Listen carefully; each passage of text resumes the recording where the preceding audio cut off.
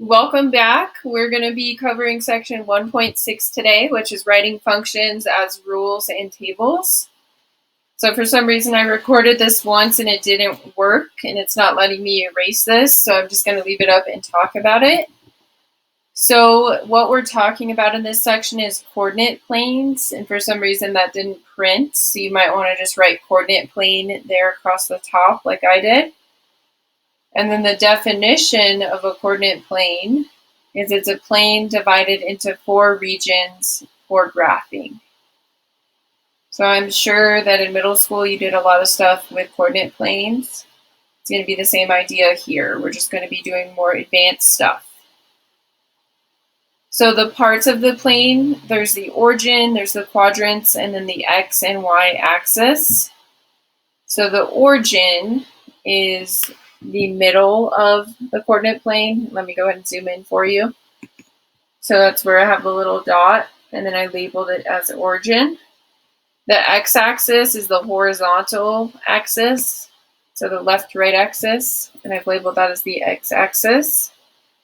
The y-axis is the vertical or up and down axis, and that's labeled.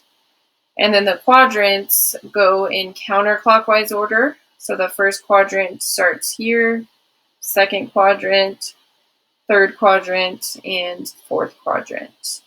One thing I'm going to add to this, just because I think it'll be useful to you, is that in the first quadrant, both x and y are positive. The second quadrant, x is negative, y is positive. Third quadrant is negative, negative. And fourth quadrant is positive, negative. The next definition is an ordered pair. So an ordered pair is just when they give you a coordinate in xy form. So it's just a point xy on a graph.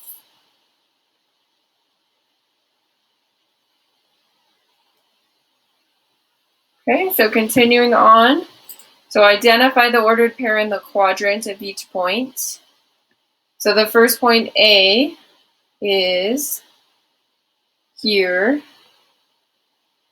So if it helps me, I can do this. So I know in the x direction it's negative and it's 3, so negative 3. And then in the y direction it's positive and it's up 4. So negative 3, 4. And that is in the second quadrant. B is down here. So if it helps you, you can draw yourself a little map to it. So it's positive 2 in the x direction and then negative 3 in the y direction, and it's in the fourth quadrant.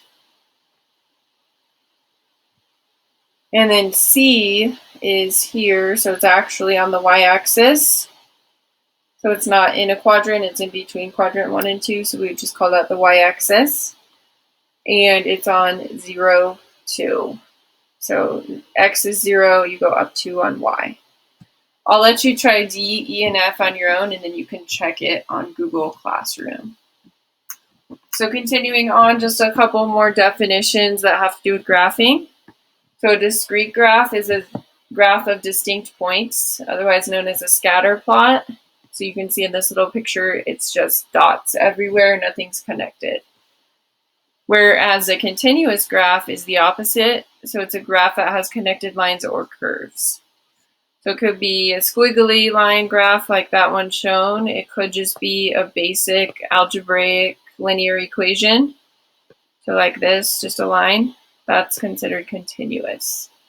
There's just no gaps in it. All the dots are connected somehow.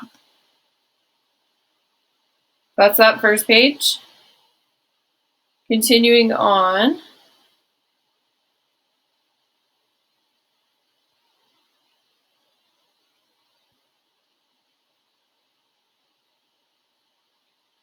Okay, let me X out of this.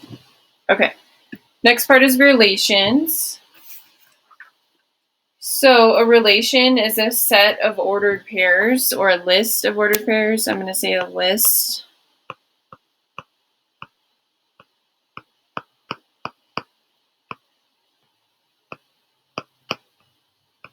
The x values are referred to as the domain, and the y values are the range. So for example, in this first set, when I'm listing the domain, I'm just going to list all the x coordinates and just put them into brackets. So I've got -3, -2, 1, 3, and then I don't need to double list anything. So because that last one's -3, I don't need to put it because I already did. The range is all the y values, so 1, 0, 2, -4, and 5. And they're going to ask you to put it in a table, so you just list the coordinates in a table.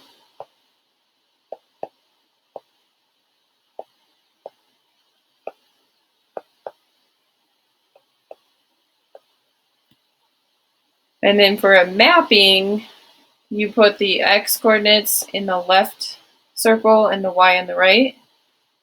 So I like to just look back at my domain and range here. So I know I have -3, -2, 1, and 3. And then for y, I have 1, 0, 2, -4, and 5. And then you're just going to draw arrows to connect the coordinates. So we know -3 goes to 1. We know -2 goes to 0. 1 goes to 2. And then 3 goes to -4. And then -3 also goes to 5. So it's going to look like that.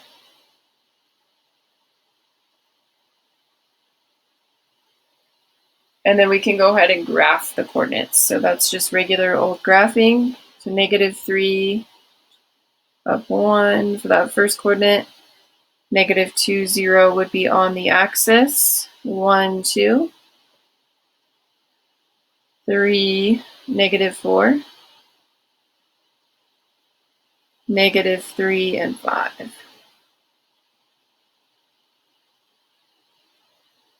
So like that.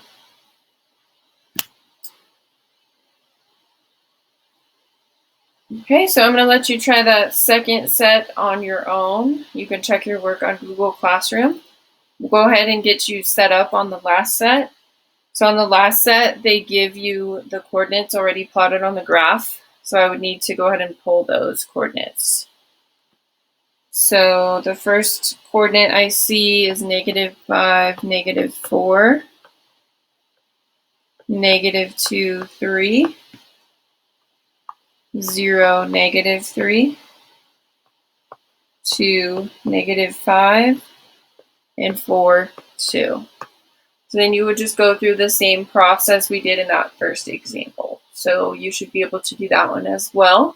So go ahead and try those two. The answers will be in the key on Google Classroom. And let's see if it'll let me turn the page this time. Good. There we go. Domain and range of continuous graphs. So to find the domain on a graph, you're going to scan your pencil from left to right along the x-axis. To find the range, you're going to scan your pencil from the bottom to the top on the y-axis. We'll do some of these together and then I'll have you try some of them on your own.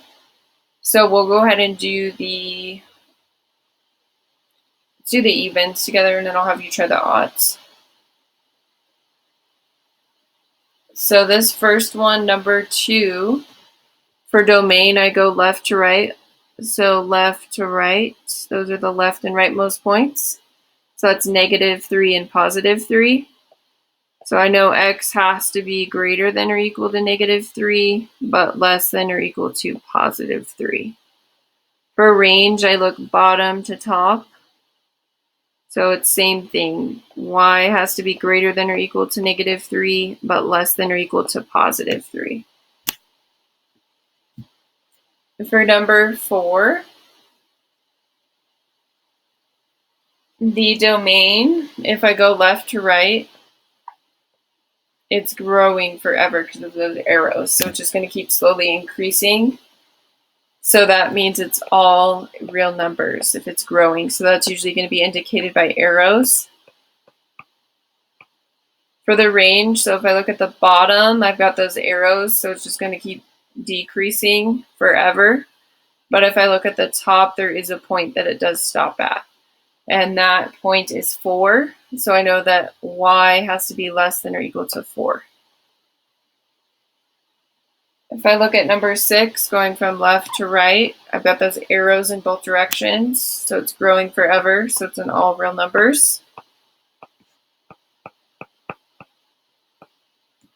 And then for the range, same thing, bottom to top, those arrows are there in both directions, so it's going to grow forever. So it's in all real numbers. And then moving on to these last few, we'll do 8 and 10 together. So domain, left to right, so it does have a leftmost point, but to the right it's going on forever.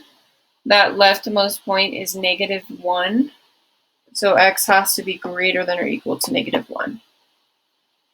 And then on the range, bottom to top, it's growing forever. So it's in all real numbers.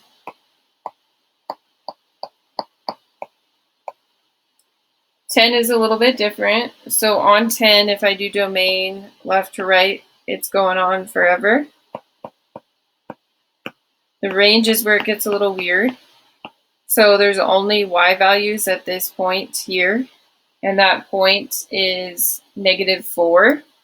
So I would just say y is equal to -4. So that's the only place that there's a value. And that's -4, not y. So I'll let you try the odds on your own and then check your answers on Classroom. So great job. That is the end of section 1.6.